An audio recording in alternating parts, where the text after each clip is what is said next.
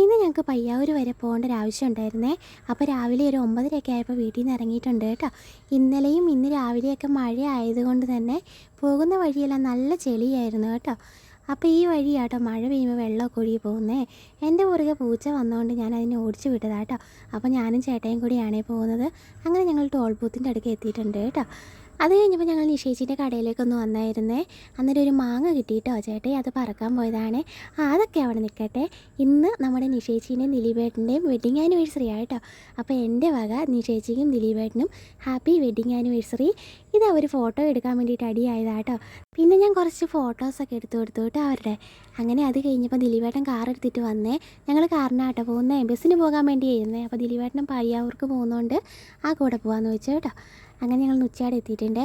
ഇവിടെ വന്നപ്പം ഇന്ന് നിയമസഭയിൽ സത്യപ്രതിജ്ഞ ചെയ്യുമല്ലേ, അതിൻ്റെ എന്തോ ആഘോഷമാട്ടോ. ഇവിടെ പായസമൊക്കെ വയ്ക്കുന്നുണ്ട്. അപ്പം അവർ രണ്ടുപേരും കൂടി ടൗണിലോട്ടൊന്ന് ഇറങ്ങിയായിരുന്നേ.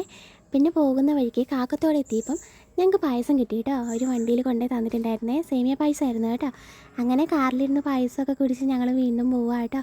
ഇപ്പോൾ ഇങ്ങോട്ട് മഴയൊന്നും പെയ്യുന്നില്ല. രാവിലെ ചെറിയ തൂളുന്നൊക്കെ ഉണ്ടായിരുന്നു, പക്ഷേ ഇപ്പോൾ കുറഞ്ഞിട്ടൊക്കെ ഉണ്ടായിരുന്നു കേട്ടോ. ഞങ്ങളങ്ങനെ പയ്യാവൂർ എത്തി കേട്ടോ. ഇതാട്ടോ പയ്യാവൂർ അമ്പലം. അങ്ങനെ ഞങ്ങൾ ടൗണിൽ എത്തിയിട്ടുണ്ട്. ഇതാട്ടോ ഞാൻ പറഞ്ഞ സ്കൂള്. ഞാൻ ഇവിടെ ഒരു ഇൻ്റർവ്യൂവിന് വന്നതാണ്. ഫുസ്കോ ഇംഗ്ലീഷ് മീഡിയം സ്കൂളാട്ടോ. ഇവിടെ ഒരു ഇൻ്റർവ്യൂവിന് വന്നതാട്ടോ. അങ്ങനെ ഞങ്ങൾ സ്കൂളിൽ എത്തിയിട്ടുണ്ട്. സ്കൂളിൻ്റെ ഉള്ളിൽ കയറിയിട്ട് വീഡിയോ ഒന്നും എടുത്തിട്ടില്ല.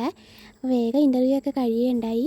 ഇപ്പോൾ സ്കൂളിലൊക്കെ അഡ്മിഷൻ നടക്കുന്നതുകൊണ്ട് നല്ല തിരക്കാട്ടോ. ഇനിയിപ്പോൾ സ്കൂളൊക്കെ തുറക്കാനായില്ലേ, അതുകൊണ്ട് നല്ല തിരക്കായിരുന്നു കേട്ടോ. അങ്ങനെ ഇൻ്റർവ്യൂ ഒക്കെ കഴിഞ്ഞതിന് ശേഷം ഞങ്ങൾ പുറത്തോട്ട് ഇറങ്ങിയിട്ടുണ്ട്. ഇനിയിപ്പം അവിടെ പോയിട്ട് ബസ് കാത്തിരിക്കണം കേട്ടോ. ഇനി നേരെ തിരിച്ച് ബസ്സിനാട്ടോ പോകുന്നത്.